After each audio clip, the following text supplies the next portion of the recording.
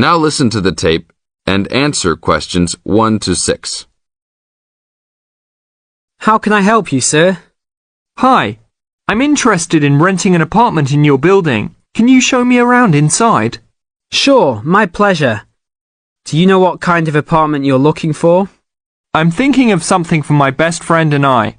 The apartment doesn't have to be too big, just something comfortable for the two of us.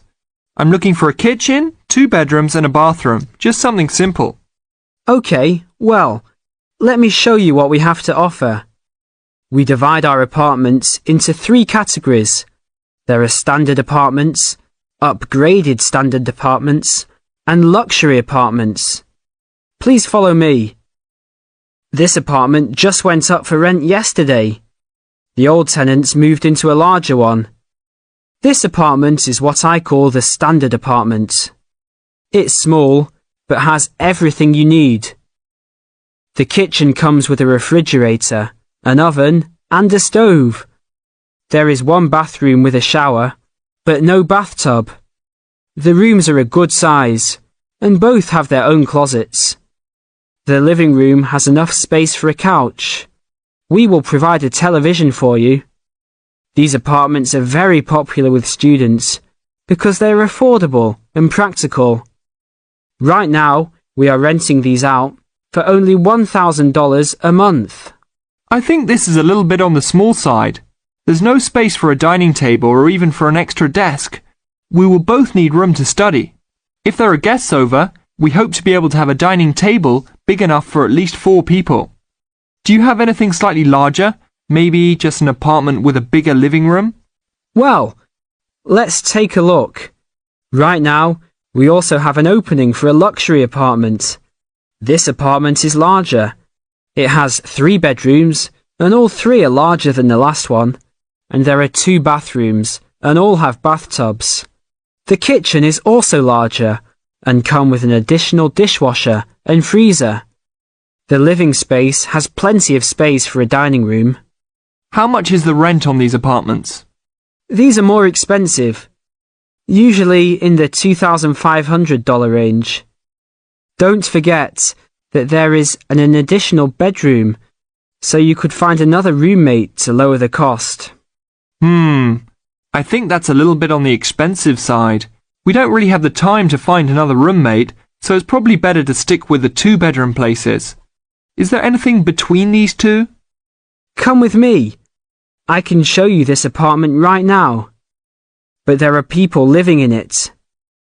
There are no more of these kinds of apartments available at this moment. But if you decide that you like it, I can put you on the waiting list. And as soon as we have openings, you will be contacted. Sure, let's take a look. This is the upgraded standard apartment. As you can see, it's larger than the other 2-bedroom apartment. There are 2 bedrooms and 2 bathrooms, 1 in each room. The living room comes with a television, but no furniture. The kitchen is around the same size as the other smaller apartment. The basic difference is the additional bathroom and larger living room. These rent for around $1,400. Now look at questions 7 to 10.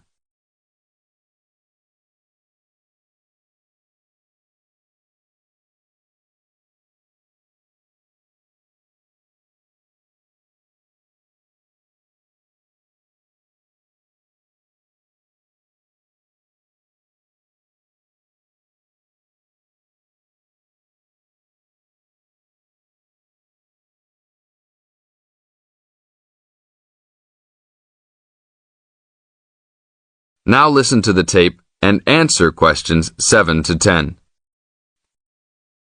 Seems like a good deal. Do you know when an apartment like this will be available? That's hard to say.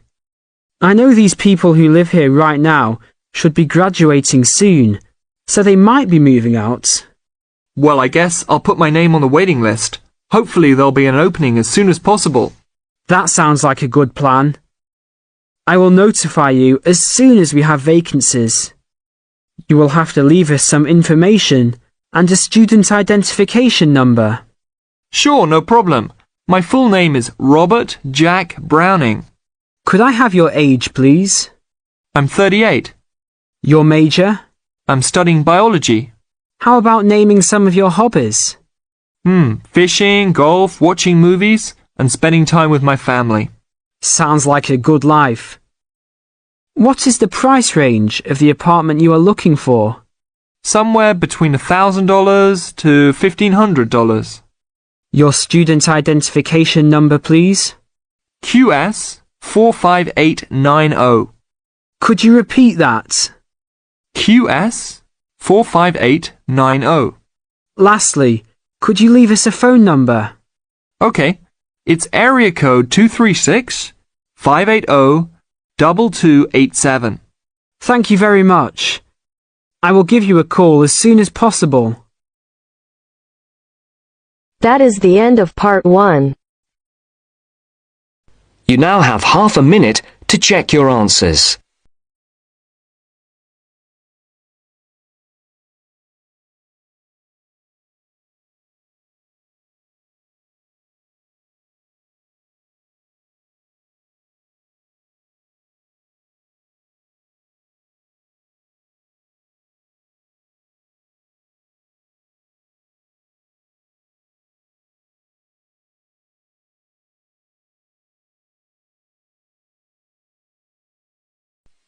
Now turns to part 2. Part 2. You will hear part of a lecture on art and culture in the Indonesian island of Bali. First, you have some time to look at questions 11 to 15.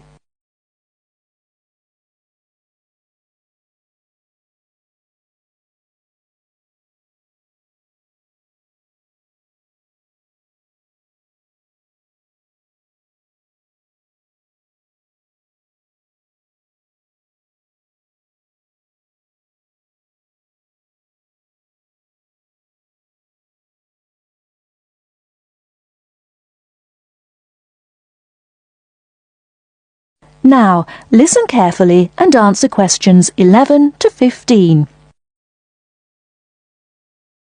Last week, we looked at the traditional art of Japan. In this week's lecture, we're going to move south and look at the very special way in which art has developed in the beautiful island of Bali, which is now part of Indonesia. I'll begin by giving you a brief historical overview. It's thought that the first inhabitants of Bali were farmers who arrived around 3000 BC, at the beginning of the Iron Age. They probably originally came from China, and in Bali they cultivated rice and built temples ornamented with wood and stone carvings and statues. The Hindu religion was introduced in the 14th century AD, and this has remained the main religion on the island. This was an important period in the artistic development of the island, when sculptors, poets, priests and painters worked together in the service of the ruling families. Rather than painting everyday scenes, artists concentrated on narrative paintings illustrating the epic stories of Hinduism. Bali's rich natural resources have always made it an alluring goal for merchants, and from the 17th century onwards, Dutch ships visited the island to trade in spices and luxury goods. Gradually, the old royal families lost their power, and eventually, in 1906, the Dutch East Indies Company was founded, and the island became a colony. In the 20th century, art then took on a very different role, as a tool accessible to everyone in the fight of the Balinese people against colonization, rather than as the property of a minority. Shortly after this, in the 1920s, stories of the beauty of the island of Bali began to spread around the world, and Balinese art underwent another vast transformation with the advent of tourism to the island. At first, this was only on a small scale, but it had important effects. Expatriate artists from Holland and Germany settled on the island, bringing paper, Chinese ink and other new materials with them. They worked with local artists, encouraging them to experiment with concepts like naturalism, expressionism, light and perspective, as well as to move away from the traditional focus on narrative painting towards something closer to their own experience. When independence came in 1945, this desire for an art to match a new national identity became stronger, and the traditional narrative paintings started to give way to scenes showing the everyday life of the Balinese people, harvests, market scenes and daily tasks, as well as the myths and legends of their history. Before you hear the rest of the talk, you have some time to look at questions 16 to 20.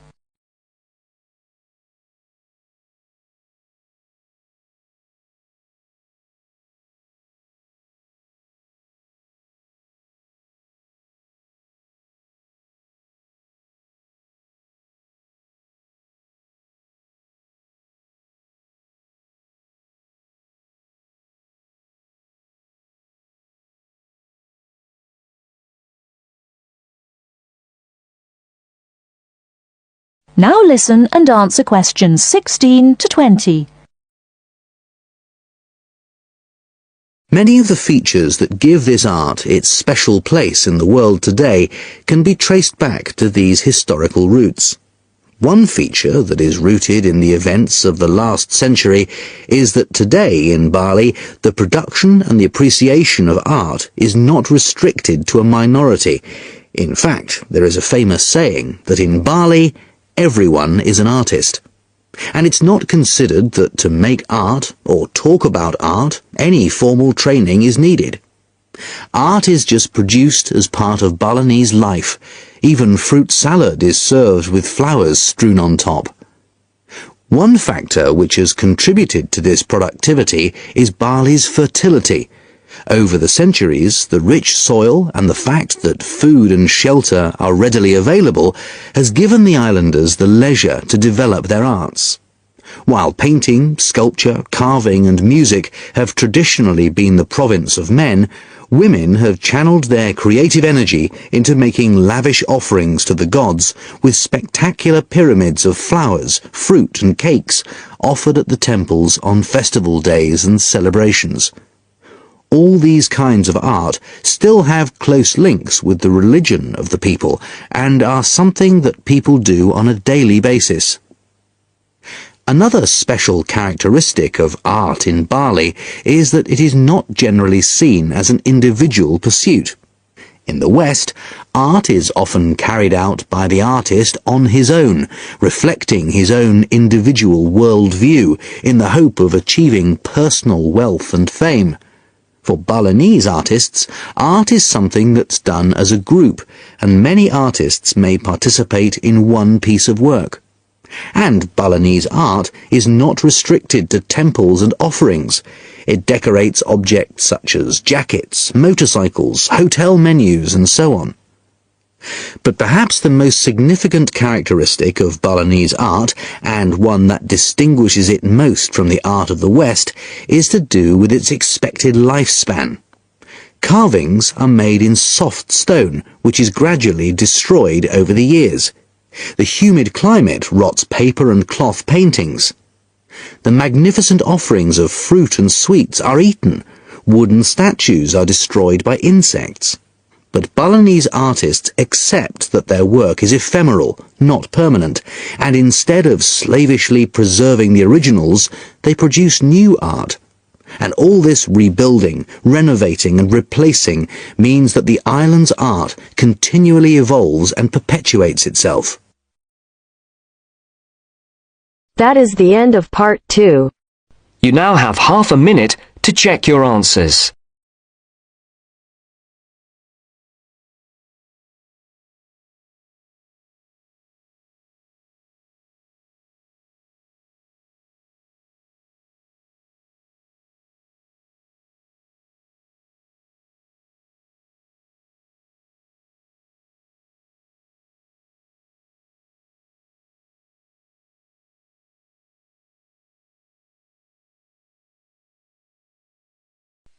Now turns to part 3.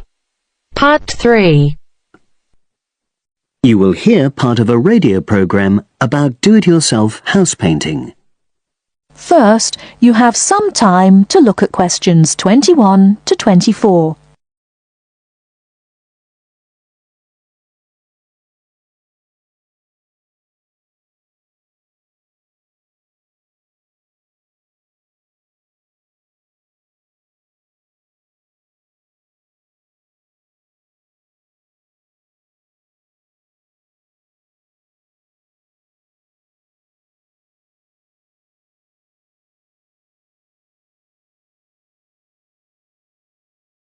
Now, listen carefully and answer questions 21 to 24.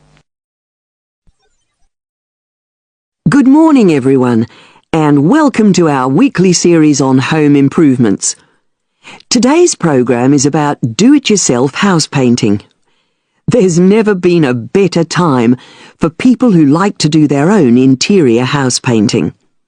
Although people still lead very busy lives, thanks to the availability of various new DIY materials, you can now decorate your home in a more efficient and a more environmentally friendly way.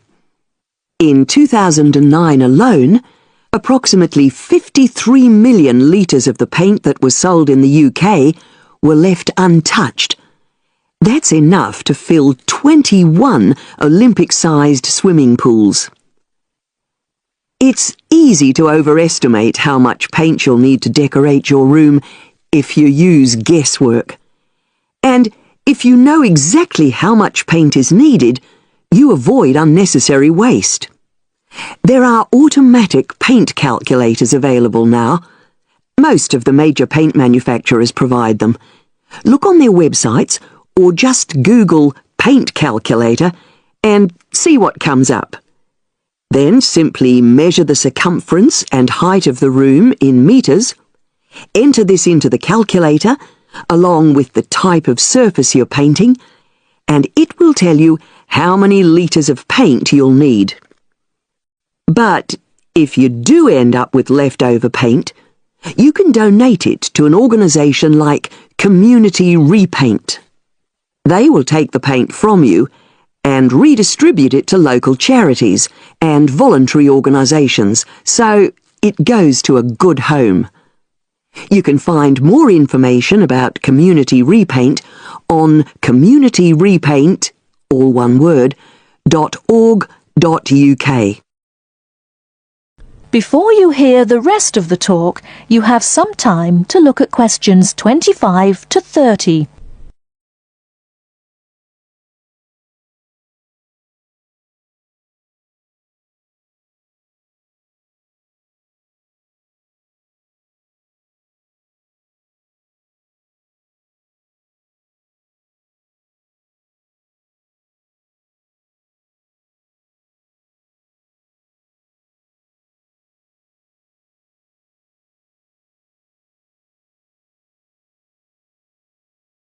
Now listen and answer questions 25 to 30. Another way of avoiding paint wastage is to check you're completely happy with your colour choice before starting to paint. For example, you can get a small sample of the colour you're thinking of using, then paint a board and move it around the room, so you can see how it looks against your furnishings and in different lights. Also, it's always better to buy high-quality paints because you get what you pay for. If you buy cheap paint, you might need to apply 2 or 3 coats to achieve the same coverage that you'd get from 1 coat of a good quality paint. You could also spend a week on a job that could have been done in a day or 2. And consider the environment. Most paint manufacturers now sell water-based paints that don't contain harmful chemicals or give off harmful odours, so get one of these. You can also buy paint that's packaged in recyclable containers. There's a lot more choice than there used to be. You can only do a good job, which will last, if you prepare the surfaces thoroughly before painting. In fact, in many ways, if you want to do a professional-looking job, this is more important than the painting itself. If there are any cracks or patches of loose plaster, painting over them won't solve the problem. Take the plaster out and fill the holes, allowing enough time for the new plaster to dry. And you won't get a smooth finish if the walls are dusty or greasy. So washing with water isn't enough. Use a solution of decorator's soap and rinse well with warm water afterwards. When you're ready to paint, we suggest you use a medium pile roller for walls and ceilings.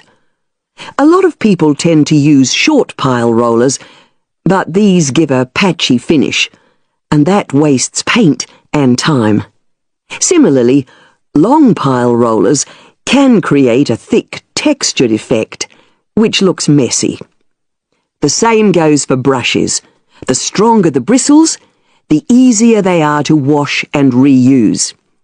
And as you've chosen a water-based paint, clean your brushes with cold water, because it's more energy efficient that way. As you're decorating, keep transferring small amounts of paint into a tray and keep topping it up when you need to. This reduces the chance of it being contaminated by dust and pieces of dirt. And finally, water-based paint doesn't have a lingering smell, so that's not an issue anymore. But it's airflow rather than heat that helps the paint dry quicker. So, to help finish the job in the quickest time, leave your doors and windows open. The faster the paint is dry, and the job finished, the quicker you can start enjoying your room. In tomorrow's program, I'll be giving some advice on... That is the end of part 3. You now have half a minute to check your answers.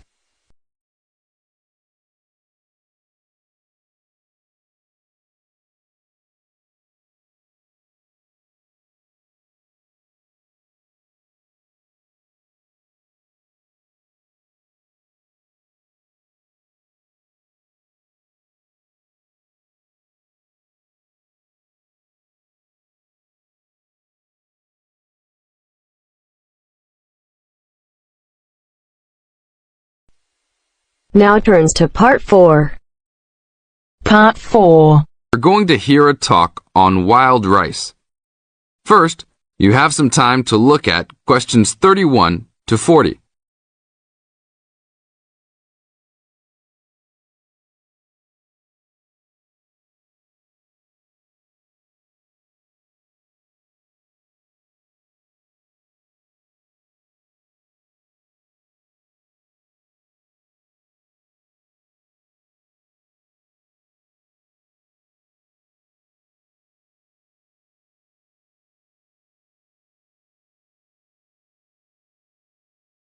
Now listen to the tape and answer the questions. 31 to 40. Good morning. Today we'd like to talk about wild rice. Contrary to what many people believe, wild rice is not rice at all, but a grass. Much of it sold in the world today is not even wild, but rather cultivated varieties that do not occur naturally.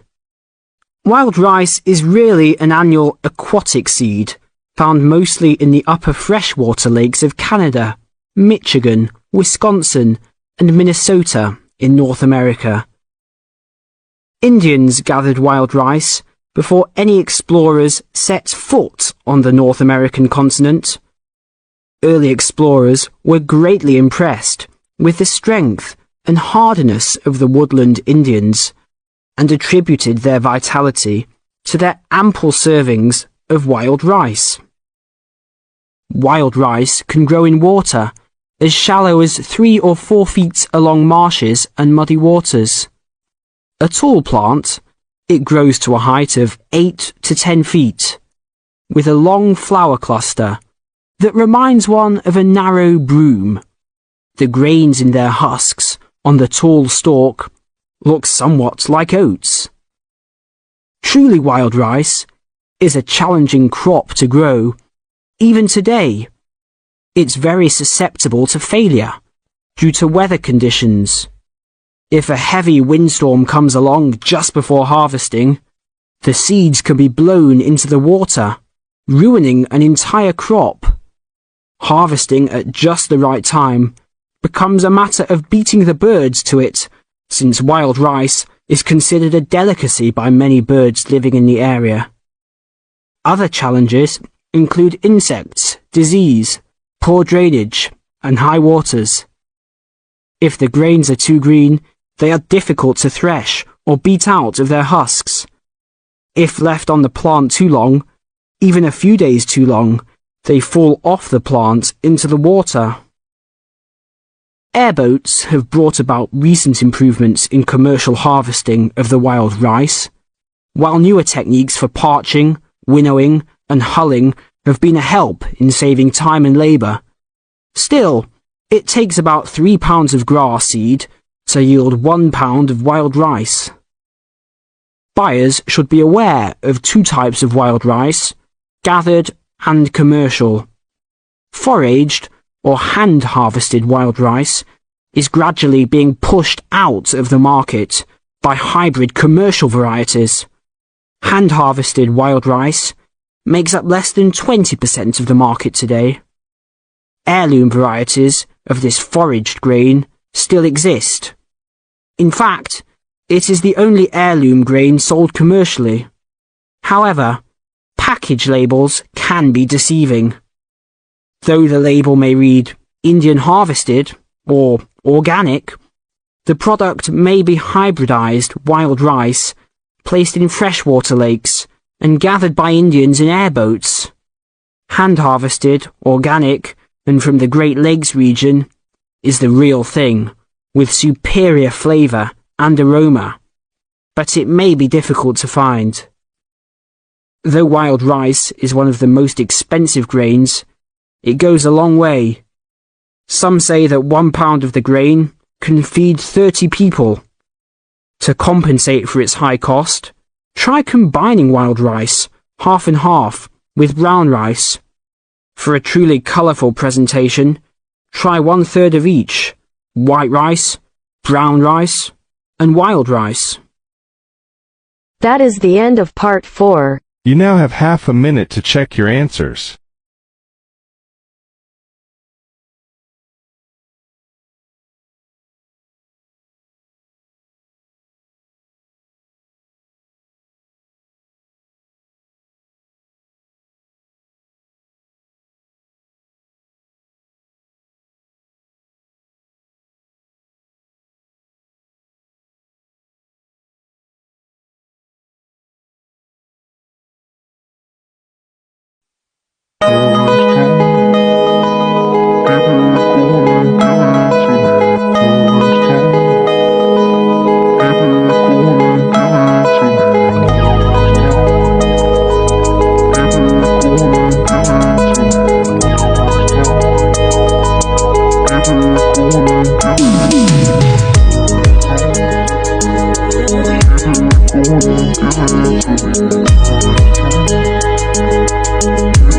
Give